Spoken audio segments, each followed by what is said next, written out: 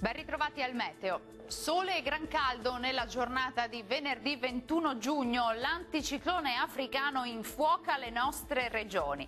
Sul Veneto sarà ovunque soleggiato e il cielo si presenterà sereno, al massimo poco nuvoloso dappertutto, salvo per qualche nube in più sui monti bellunesi, dove non si escludono anche degli acquazzoni a partire dal pomeriggio. Temperature minime tra 18 e 23 gradi, massime comprese invece tra 26 e 32 gradi. Bel tempo anche sul Friuli Venezia Giulia, la giornata risulterà all'insegna di un ampio soleggiamento ovunque, tuttavia con qualche veloce rovescio, specie sui rilievi durante le ore pomeridiane. Temperature minime tra 20 e 23 gradi, massime comprese invece tra 26 e 29 gradi. Uno sguardo infine al Trentino Alto Adige, dove sarà soleggiato su tutti i settori al mattino e il cielo si presenterà al massimo poco nuvoloso.